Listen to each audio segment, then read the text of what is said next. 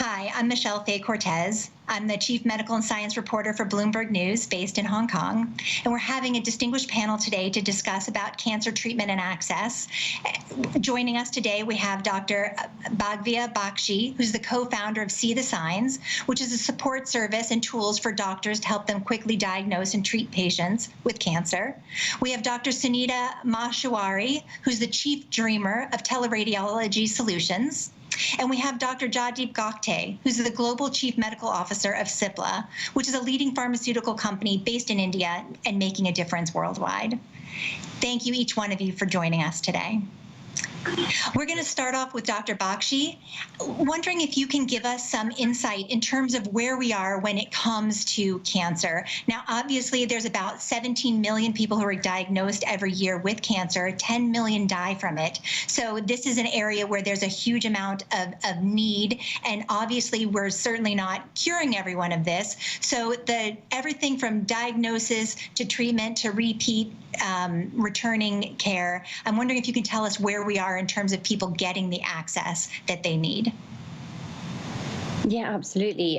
Thank you. So globally, cancer is the second leading cause of death. 1 in 6 people get cancer. And as you mentioned, we still have many strides to make in improving cancer outcomes. And one of the biggest challenges is being able to diagnose cancer in the early stages, where we know it has the best chance of survival for the patient, both in terms of primary cancers, but also in terms of recurrences as well with secondary cancers. Right now, we know globally in kind of the Western world, about 50% of patients are diagnosed in the late stages, and in the global South and Southeast Asia, it can be up to 70% of patients are diagnosed in the late stages of disease, which has a significant impact on outcome.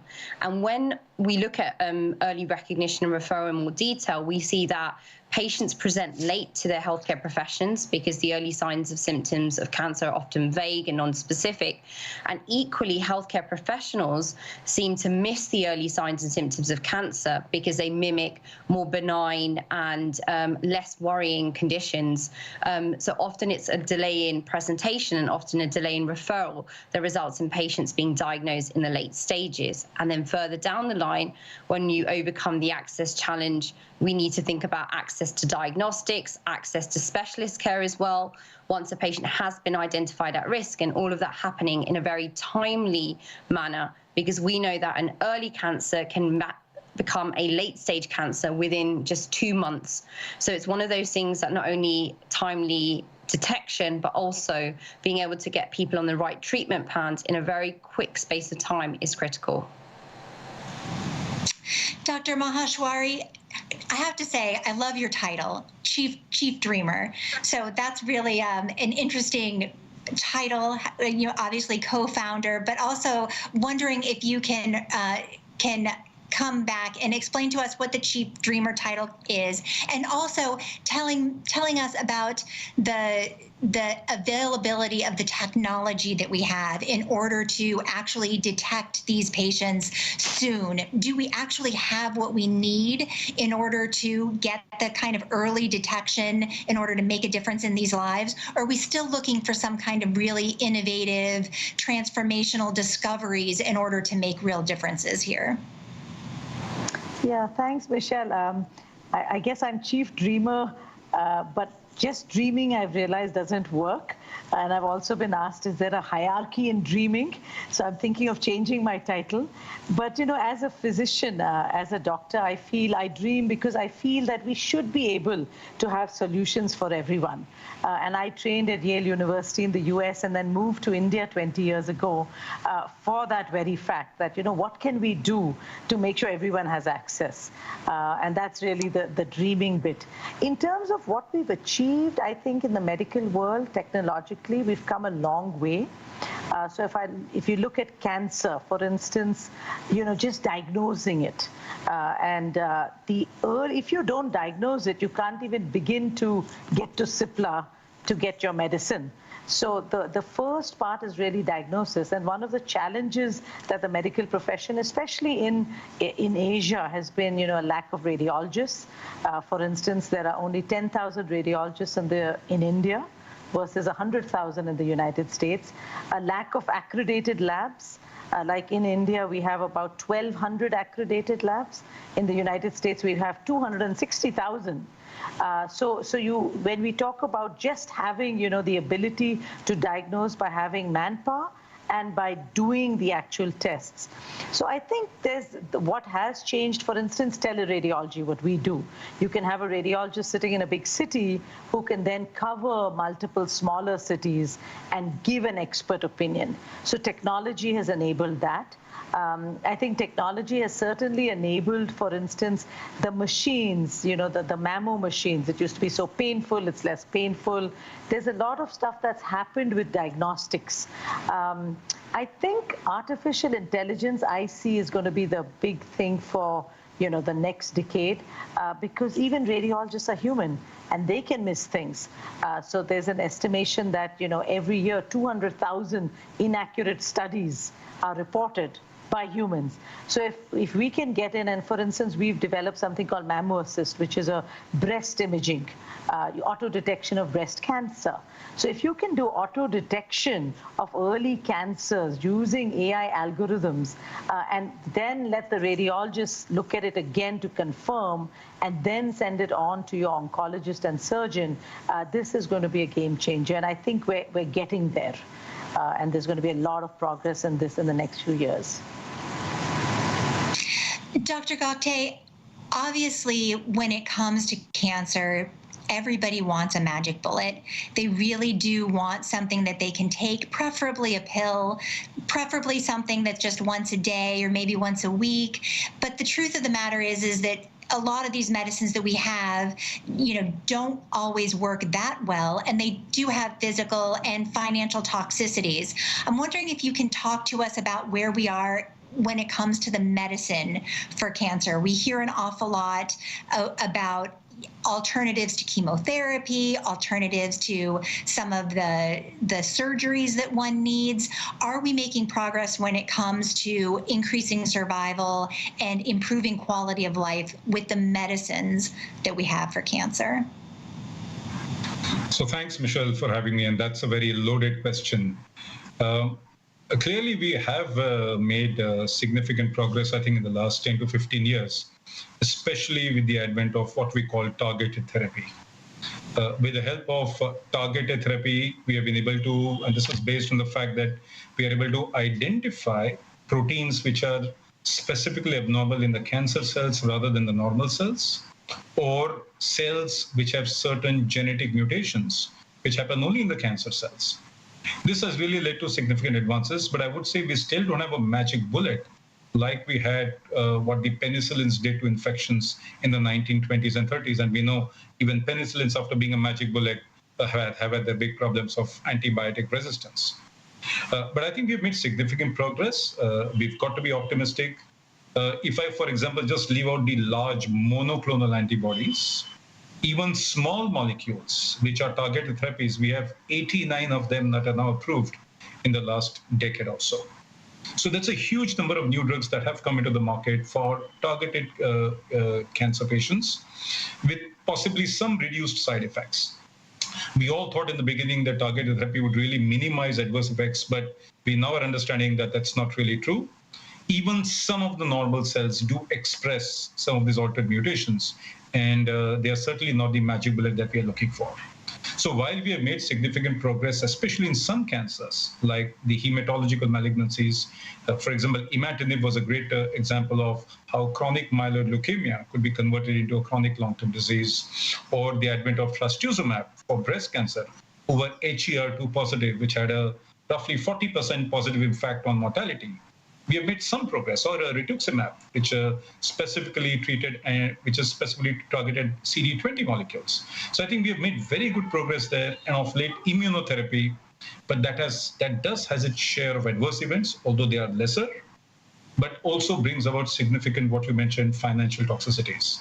So I think we are getting there, but at least as far as low and middle income countries go, we have a very, very long way to go. Yeah, it definitely seems like there's been a lot of progress when it comes to cancer. Certainly with the technology and the innovation that we've had in the last 10 or 20 years, it's been really dramatic. We can see just from the survival numbers that things are improving, but also so much further to go. Of course, the last 2 years have had another layer of complexity on top of this because of the coronavirus pandemic. So I'm wondering if we can just talk through this briefly to examine the impact that that the coronavirus has had in each one of the areas where you guys are working. I think this panel is really great because you guys do touch on all of the different areas. You touch on the intersection of the doctor and the patient and the actual diagnosis. You touch on the imaging and the technology, and also on the actual access to medication. So I'm wondering if each one of you can talk through how coronavirus has impacted your business and your access to making a difference for patients. So let's start with Dr. Bakshi. What is the situation? How has coronavirus affected your business in the last 2 years? Yeah, so See the Signs essentially is a AI-driven software that's used by healthcare professionals to identify patients at risk of cancer and then recommend the most appropriate therapeutic pathway. So up until now, it's been used by healthcare professionals and in being able to funnel patients through and optimize early detection. When COVID hit and we saw many patients being isolated within their homes and actually being recommended not to attend hospitals, not to attend to see their healthcare professional during the pandemic unless it was life-threatening, we saw a complete wave of where we saw people presenting with early symptoms to now people sitting on their symptoms within their households. So what we were able to do is adapt our system to enable healthcare professionals to remotely risk assess patients within their own homes for the early signs and symptoms for cancer in order to ensure that those patients were still fast-tracked for access to cancer diagnostics and cancer referrals.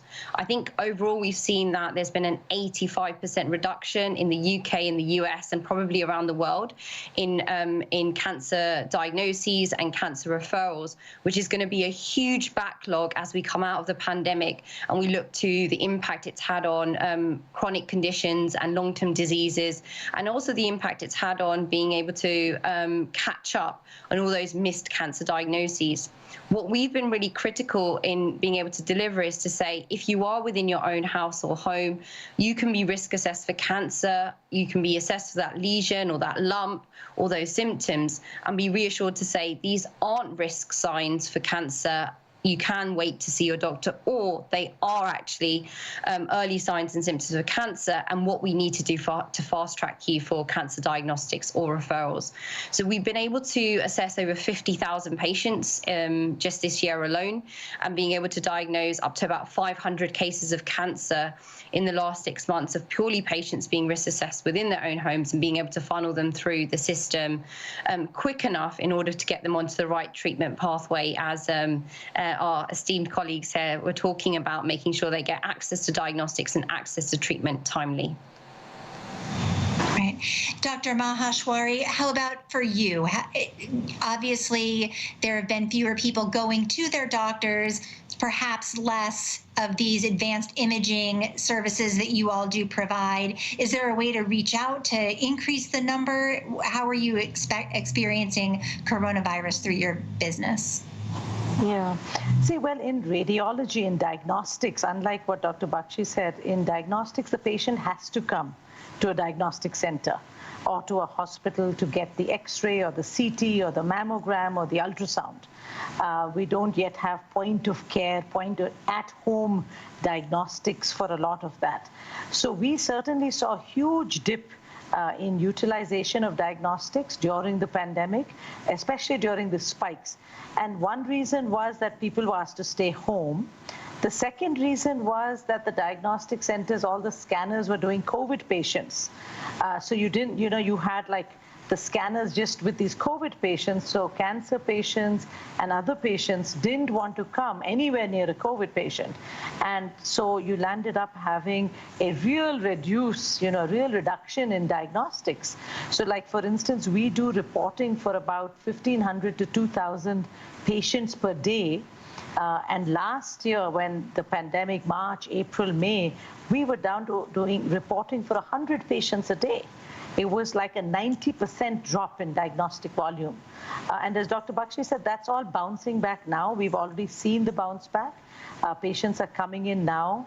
Now there's not, at least in places where there's no COVID, the scanners are running 24/7 and everyone's kind of catching up, making up for missed time. But I do believe we're seeing late diagnoses, people who missed chemo cycles, tumors that have grown, and this huge backlog. We're already seeing our volumes have gone up much higher than pre-COVID with the same hospitals. So it just means the patients are coming back, the doctors are bringing them back, and hopefully this will correct in the next few months. Dr. Gogtay, did you see any fallout when it came to the pharmaceutical use? You would think that, in some cases, obviously chemotherapy, most specifically, patients do need to go to see their doctors. But in some cases, there are medicines that can be used and sent, through specialized pharmacies and that sort of thing. So were you able to reach the patients that you needed to reach through the coronavirus pandemic? So there's a very interesting publication by about 41 institutes from India on what was the impact of the COVID pandemic on cancer care in India. And this represents about a third of cancer care in India, about 450,000 patients that these 40 institutes treat each year. And they actually looked at the overall impact, and they saw that anywhere between a 23 and a 55% reduction, and I'm just giving you an overall figure of the reduction in the number of surgeries, the number of chemotherapy sessions, the number of people visiting the hospital, new outpatient registrations, radiologic procedures, radiotherapies for cancer, the number of pathologic biopsies and diagnoses that were done at a dramatic 50% nearly drop. But one of the interesting outcomes that we did see is a lot of people trying to move from injectable drugs more to the oral pills. Now, I think one of the highlights that the COVID pandemic has done has, I would say, given, if I can use the term, two somewhat positive things. One has been patients trying to find centers near their home for cancer care and other cares, and rather than always going perhaps hundreds of kilometers to a tertiary hospital like the Tata Memorial Hospital in Mumbai, because they just couldn't travel, they weren't allowed to come, they were scared to coming. They all started looking, is there an opportunity they can go nearby? I think the second positive thing that happened, as was highlighted, is that a lot of teleconsultations actually took place. The number of video consultations, especially follow-up, because usually in the first consultation, every physician would like a physical examination of the patient and a real detailed discussion face-to-face. But a lot of follow-ups actually started taking place on a video consultation. And thirdly, we saw some shift, wherever appropriate, from injectable drugs to oral pills. So this is, I would say, the overall impact of the mostly negative, but a few silver linings as well. And I think this is making us all of us think as how do we deliver complex cancer care in low and middle income countries where you have few oncologists, few centers which have enough expertise, and a public health system which is still not enough to really meet the demands of a $1.3 billion population, a lot of which still lives in rural areas and has still an educational status on cancer care which is still quite low. I think that's such a great point, that there have been some pressures because of the coronavirus pandemic, that we've seen iteration in healthcare and how it's delivered, perhaps making things a little bit more efficient, and some innovation that's going to carry through in the years to come.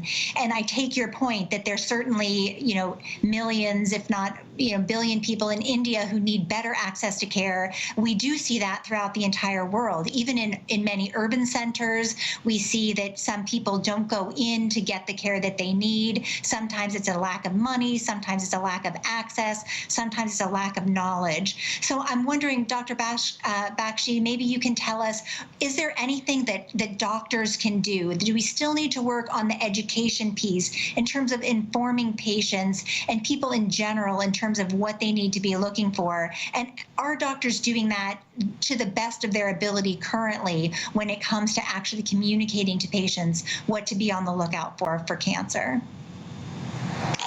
Yeah, I think a lot more can be done in this space, but I think the challenge is confounded by the fact that we don't have enough doctors for patients.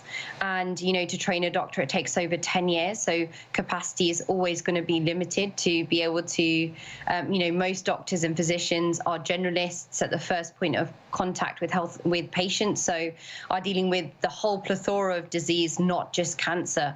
So the challenge is also, amongst cancer, there will be a diabetes backlog, a heart disease backlog.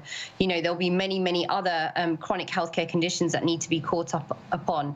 So I think how this conversation has touched upon using intelligent systems, clinical decision support tool, teleradiology, innovative methods to think about follow-up, virtual follow-up and virtual care in the disruptive new models of care, where we need to think about how we deliver care with a limited resource set of healthcare professionals is something we need to think about, because ultimately chronic diseases and non-communicable diseases are just on the increase as life expectancy increases. So we need to think about how we deliver care more sustainably, but also do the best we can for patients in raising awareness of symptoms and signs to be aware of. So new lumps, unexplained symptoms, bruising. There's so many cancer signs and symptoms that we should be training and educating patients upon. But again, these are just some symptoms within cancer, and we have the same for other healthcare conditions that we want to be empowering and educating patients on. And at the same time, with supporting healthcare professionals on the front line who still are dealing with the effects of the pandemic across the world and the new strains and the new waves that are emerging. So I think it's a very, very fine balancing act. And I think having Department of Health involved, public health involved, NGOs and charity sectors, and a collaborative approach is something that will be really meaningful in getting sustainable change.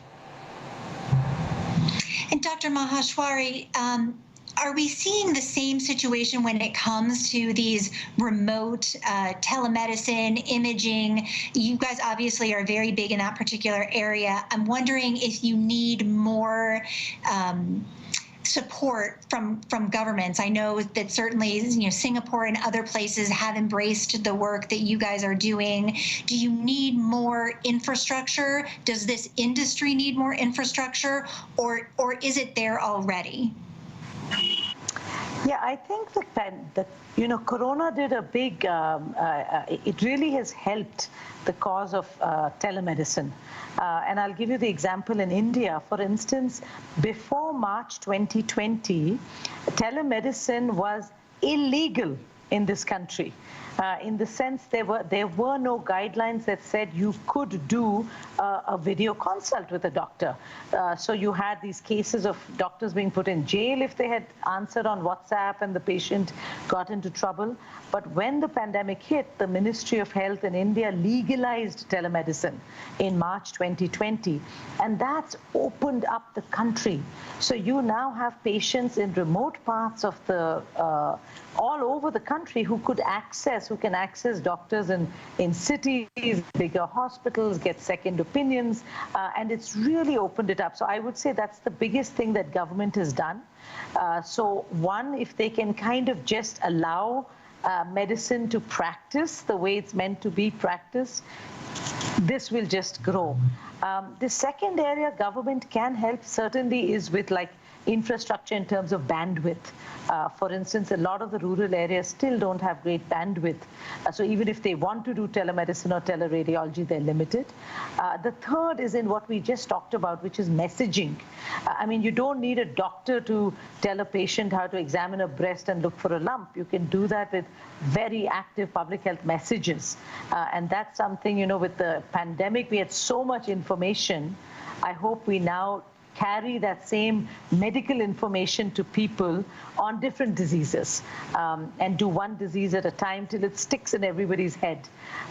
So I think, yes, I think governments have done a lot. It's really up to all of us also to take that forward.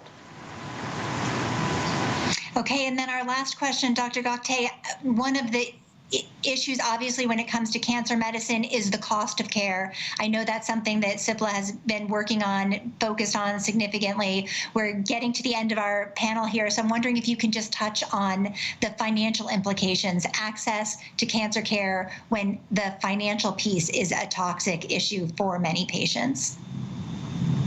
So I think for most patients in India and other countries where it is out of pocket, there is a very, very significant financial toxicity. So it couldn't be more important to diagnose cancers early, because then the amount of treatments that you needed are much lesser and the cost is, of course, much lower. So I would reiterate what my other panelists have said. But equally so, when you really need treatment, as drugs start going off patent, clearly the cost dramatically comes down. We have seen with imatinib and some of the other targeted therapies, the cost comes down tenfold. Is it affordable to everybody? Perhaps not yet, but far more accessible than what it was. And I'm sure we need an HIV kind of moment in many of these chronic diseases, which are very complex and difficult to treat. We've had this in the COVID pandemic. Look at the example of remdesivir, licensed by the innovator company to half a dozen Indian companies, and you see the prices just going down. The same thing has happened with another COVID drug called molnupiravir. We've seen the pricing in the US versus what the pricing could be in India. So I think we need such kind of moments all the time, and especially for a condition like cancer, where the costs in the US, for example, we know of average cost of new cancer drugs is about $200,000 plus per year, where you need long-term treatment. So I think we need these kinds of moments for cancer, where it could be a kind of a collaboration between the innovator company and generic companies for the low and middle income countries. There could be some governments and other bodies stepping in to bring this together so that treatment really becomes accessible to more. And I think there's a lot more that can be done in this area, and we have some lessons to learn from the past.